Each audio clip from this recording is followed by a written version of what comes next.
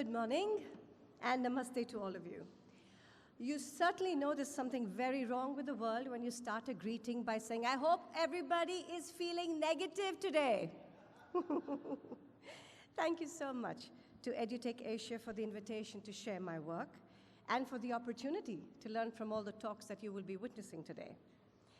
Since I come from the land of Gandhi, I would not think of a more apt message than this quote from him to start my talk with.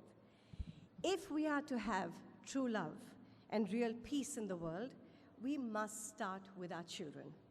And if there was ever a time that we needed love and peace, this was it. What a time we're going through. None of us could have predicted the scale and impact and disruption due to COVID. We all know now that 1 billion children have suffered the impact of school shutdowns, and we also know this will have a long-lasting impact on the learning and well-being of our children. Through all of this, there was some good news. Literally overnight, we witnessed unprecedented design ovations. Tech startups found the pandemic an opportunity to help bridge some of this gaping inequity that we encountered. In record time, we cracked the formula for a vaccine so life would get back to normal as we know it. The not so good news, there is no getting back to anywhere. Just imagine the world our children have been witnessing for the last 2 years. For the first time, they were being told that to love somebody was to stay away from them. Be afraid, we were telling them. Be very afraid of hugs, of smiles, of schools, of parks, of you and of me.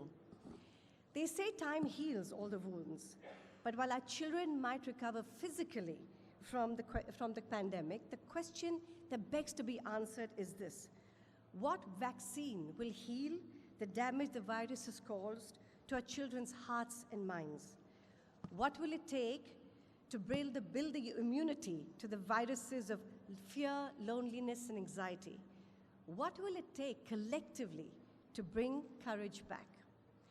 Ironical as it may sound, I was super grateful for 2020.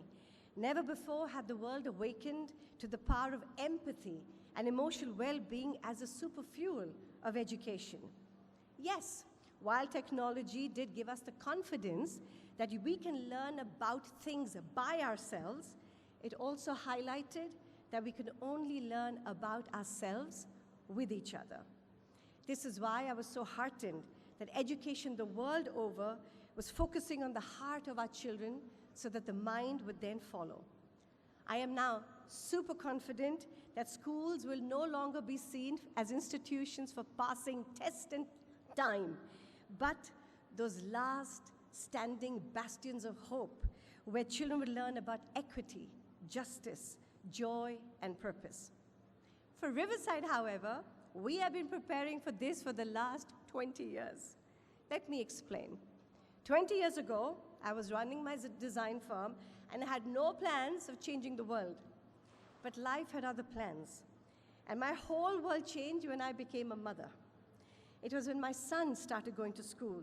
I witnessed firsthand a system that rewarded compliance over conversation, control over curiosity, an education that systematically removed voice and identity from my son. So it got me thinking.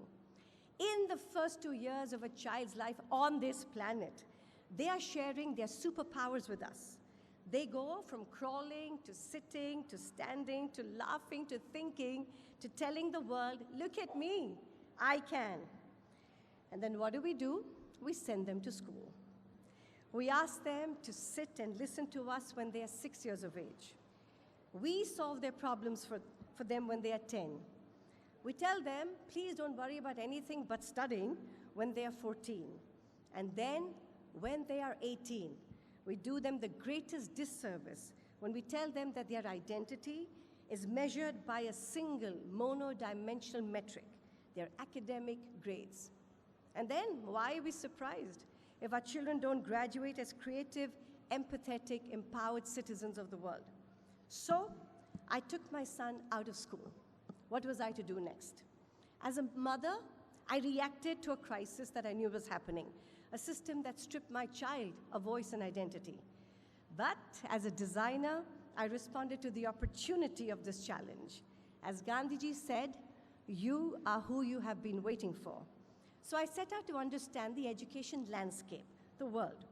And this is what I encountered. Education the world over still struggles with the either-or model. Either we have a one-size-fits-all, content-driven, test-heavy curriculum where everybody tells you no.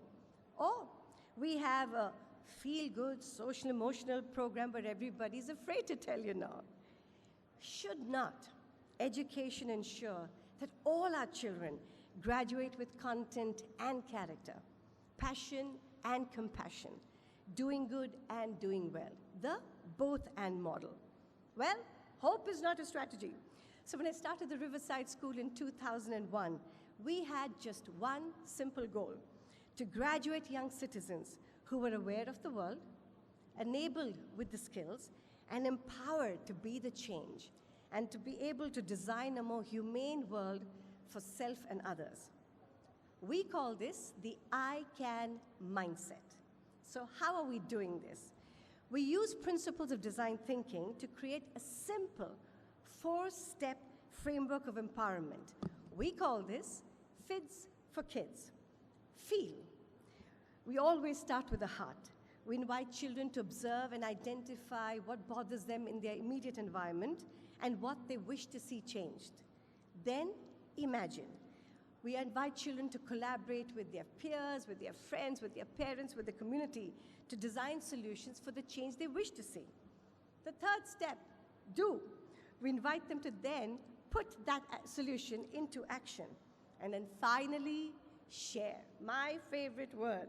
We then ask them to shamelessly share their story of change to inspire other children to say, I can. The result of this, every time a child experiences being the change, they are forever changed. I would like to show you just 2 glimpses of how Riverside uses the FIDS framework for the I Can mindset. The first story is of my youngest children. Yeah? They are the 5-year-olds using the power of passion. They took up the challenge to design handmade jewelry to raise money for their older buddies who work with children with cancer at a city hospital. In this video, of course, you will see them learn about math and language and problem solving and collaboration. But the biggest lesson they're telling us is that age has nothing to do with competency.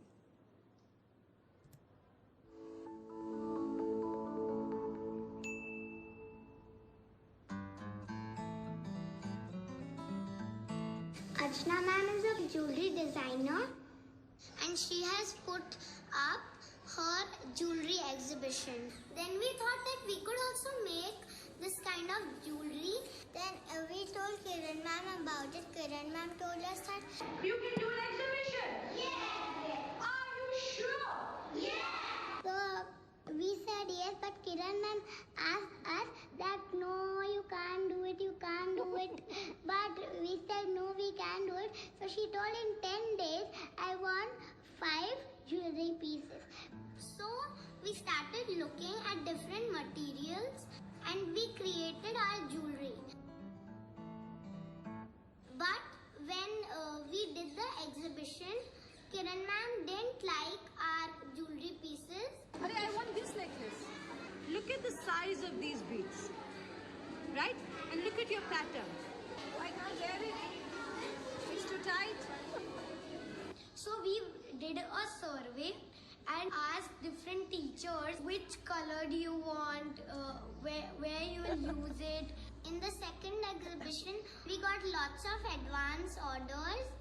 But when the ma'am started using the jewelry pieces, the anklets broke. So then we were looking at quality. And we went to the shops. We were comparing and we understood what was quality. We went to NID, what kind of tools they use to design or what material they use. We thought that we can help heal by selling our jewelry. Then we had made many designs, lots and lots of jewelry pieces. So we put up a stall in an exhibition at Rajpath Club. Customers were not believing that we have made this jewelry.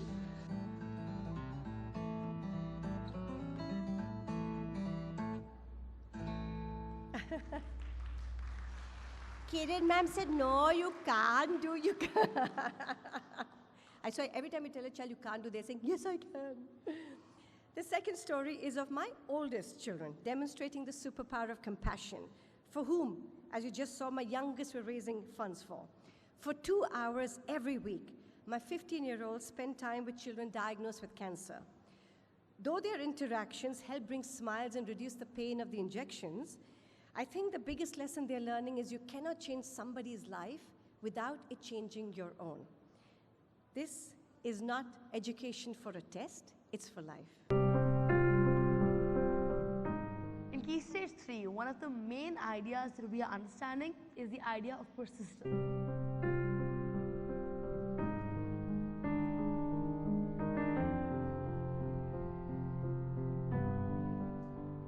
Our persistence idea is called HumanE, where we work with children suffering from cancer. When I saw that a child had a tumor in his eye, that image truly bothered me a lot, and that stuck with me, and that changed me.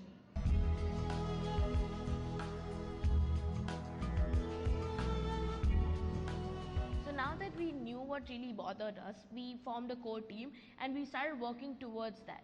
So we wanted to achieve 3 aims. One was the smiles, which we wanted to see smiles on the children's faces. Second was distraction, because they go through pain, through those drips and injections that go inside their body every single day. We wanted these little tiny moments, happy moments for them in their life.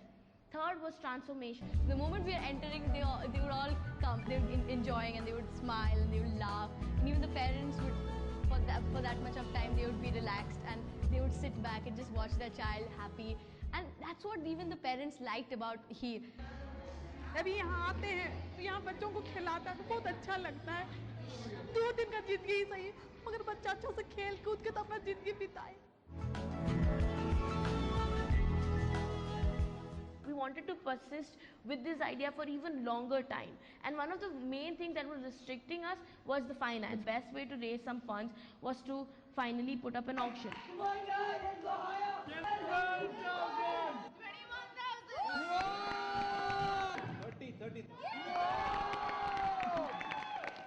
We adolescents are very quick to change our mind, change our interests, change our passions.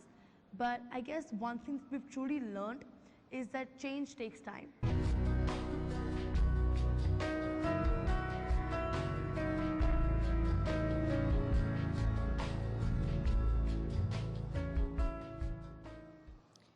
For all the parents who started worrying, oh yeah, making children good human beings, all very well, but what about finally getting into college and academic results?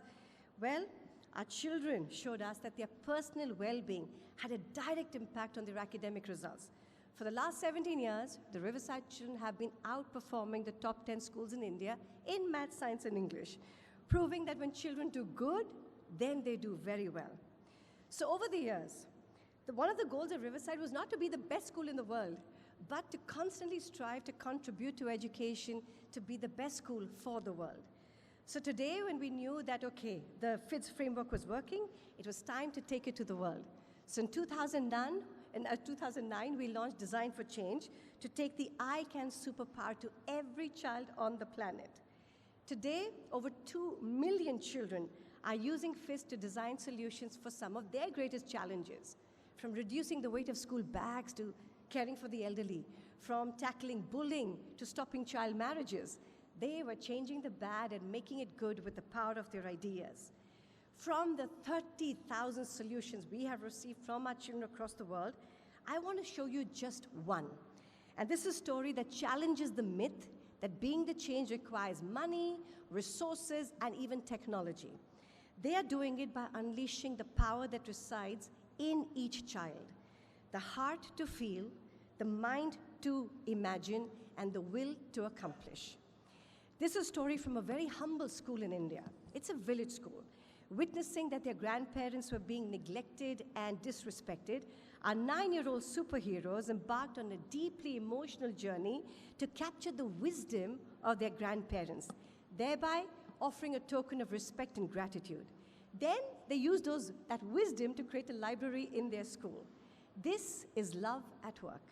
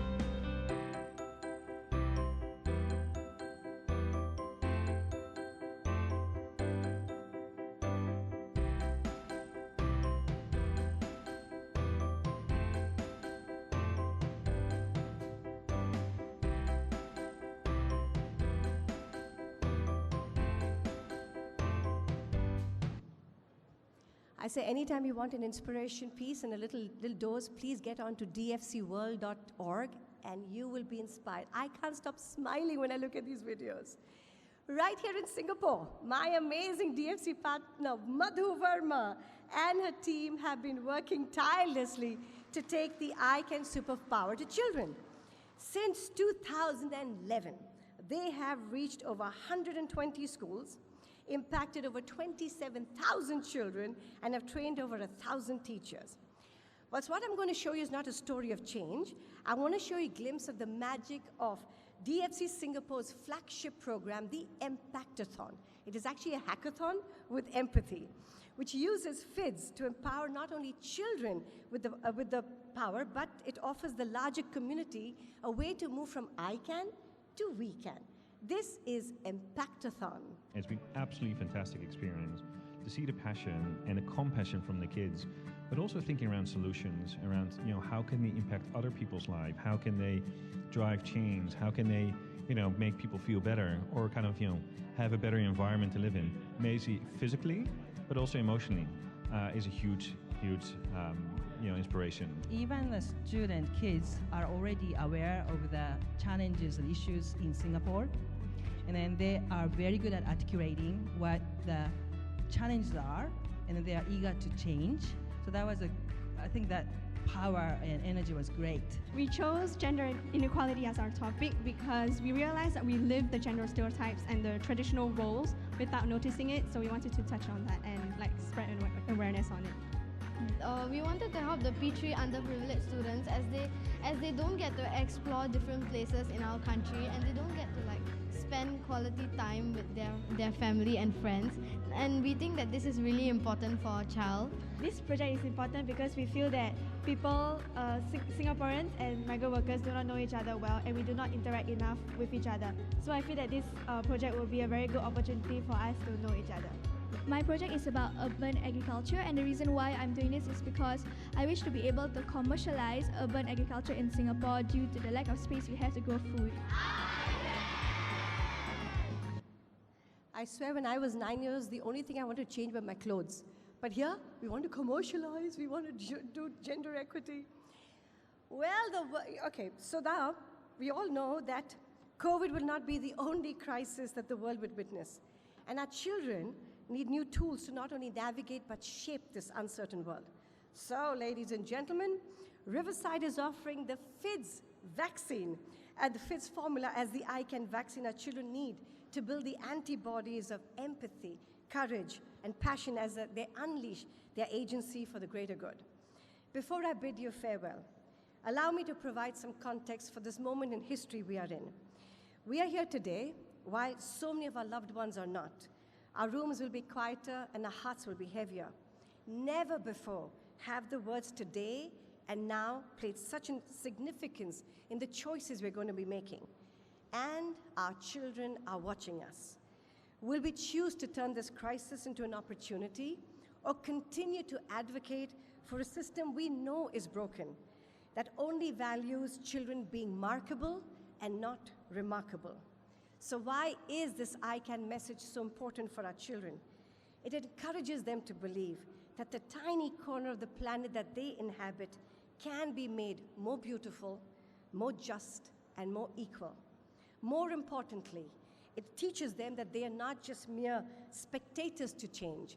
They can be the initiators, the participants, and the overseers of it.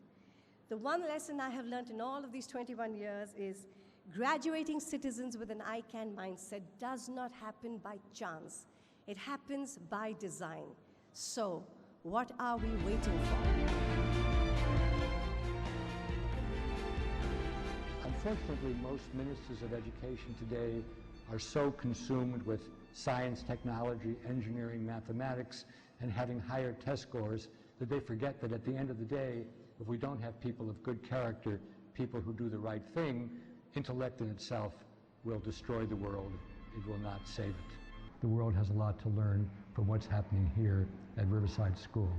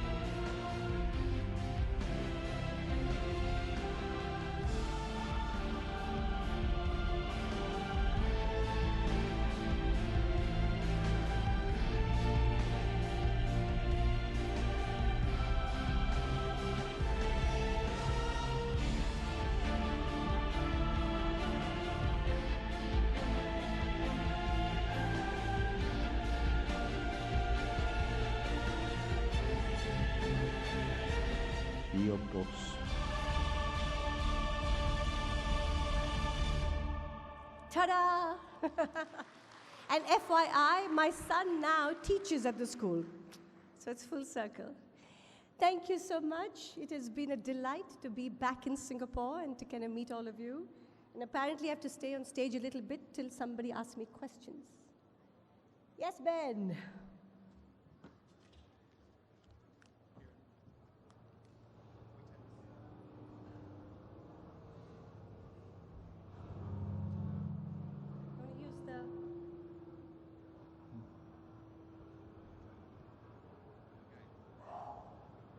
God bless you. We might use, oh, there we go. Okay. Kiran, we do have a couple of questions, and please feel free to keep your questions coming in via the Swap Card app. Just select the Keynote and hit the live discussion button. But Kiran, the first question that we've got from our audience today is, how do you ensure, and maybe this is a chance for you to go back through some of this, is this our first question? No, I'm going to ask a different question to that one. How do you ensure the necessary content is being taught as they go through the FIDS process? Where is the math, science, and English? Oh, well, I mean, there is no question that content can be taught quite easily and quite quickly. It's the content of character that needs a lot of work. It's quite easy. We work around 200 days in the year.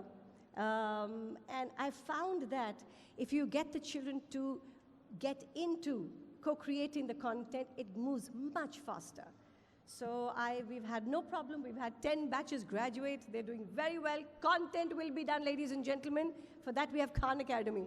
Well, that was going to be my question, actually. Students or teachers, who do you prefer to work with to find solutions? You know, it really, you have to work with everybody. So the moment you have the user in the design process, then everything gets, if it's for the teachers, they participate. It was students, parents. I'm going to use that answer from now on. I have a very strong preference. Okay, how do you create buy-in from teachers and parents? Oh, you threaten and you coerce. No. I think when you demonstrate, when I remember when I started the school 20 years ago, there were probably 20 parents who joined saying, oh my God, this school is close to my house. I will be there for 2 years, then I'll go to a good school. But I think the moment they witnessed the children demonstrating collaboration, conversation, problem solving, they bought in. I think you have to demonstrate evidence of it, not just give a report card and say you're 75%, but your kid cannot even speak a bit. So we just said, hold on, see your kids, it'll be fine. Well, this is a good question. How much time is given to each project? From ideating to completion and it really depends on the need of the project. The jewelry project that you saw took around 5 weeks because they had to iterate, as you saw. You didn't like what they were doing. Right. It had to be refined. I don't think we give children enough time for refinement and iteration, and so therein lies the problem with motivation and engagement. The moment you give them checkpoints of iteration, they work on refinement. So it takes us around 4 to 5 weeks per project. And what about, I've seen a few of these questions just come through, and I'm a little curious about this myself, is about that ratio of students to teachers. How does that work when you are engaging in the types of pedagogies that you're talking about? 1:15, 1:10, 1:15 is fine. We don't want to make it super indulgent to like have 5 children with 1 teacher. That just gets extremely, that's a luxury that we can't afford anyway.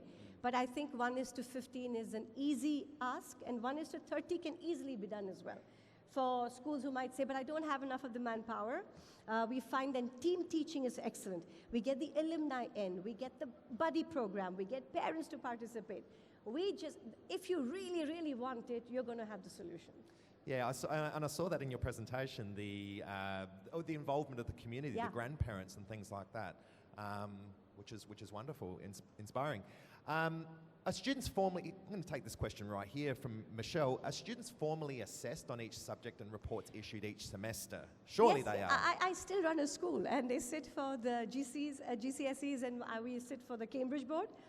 But it's not just a written assessment that we believe becomes. So it's more the idea of identifying the plurality of a child's identity, not that monodimensional marks. So we did a lot of work on figuring out an identity curriculum, the adolescent reader, the portfolio program.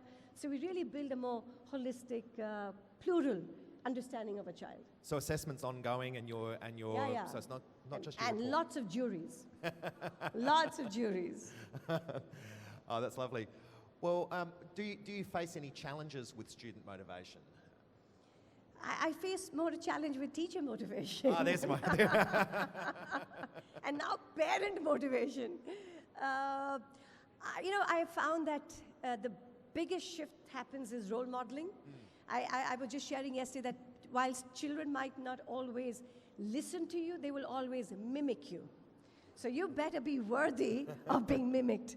So if you walk into a class saying, hello, we're opening up page number 3, it's less likely that you're going to get anybody to buy into that program. But you walk in and say, all right, we have the best challenge that we have to do. It's a performance piece, right? So you have to put of that. You have to make sure there is heft and rigor in the work they do. I have not found a single child who doesn't want to live out the best version of who they are. But it takes role modeling. It takes designing opportunities that are super student-centric. So it's a lot of thought that has to go in. What's the hardest? I mean, many of us are very curious about the Riverside School project, for example. What is it that you find most challenging to communicate or explain to other schools who look at what you're doing with a sense of curiosity? What's the most difficult part that you find to communicate with other schools? That we're doing what we're doing. So often I tell people, I say, just come and visit. Yeah. This is not magic. This is not rocket science. This is not us being the smartest people on the planet all in Riverside. We're just ordinary people. and we are just committed to a larger purpose. And we have to remind ourselves every day of that purpose. So this is not like an international school with expats and, technology everywhere. It's a simple school, but it's a beautiful school. And I would love for people to come in and witness that this is possible, and do that contagion with them. So anybody coming to India, anybody coming to Riverside, please come and have a coffee with Kiran. Okay, well, we got time for one more question. I'm going to sneak one more in. What did your school do to encourage sports? There's a lot of World Cups going on right now, so this maybe is topical. I don't want to talk about cricket, but considering your hubby is a world champion sportsman, yes. talk to us just very briefly. We have a small school, so the property doesn't have a lot of land, but we have kind of got land that we have neighborhoods. So our children, football is the big one, football, basketball, and Kho-Kho, which is a very Indian game. So we do very well with that. We got children who are in the district teams, and we have children who become sports psychologists. So a lot of sports, but not necessarily within the school campus. Yep. But we do partner with people where our children can have those opportunities. Oh, lovely. Well, ladies and gentlemen, please, a big round of applause for Kiran, Sethi, and with that, one of our today's keynotes. Thank you. Thank you, Kiran.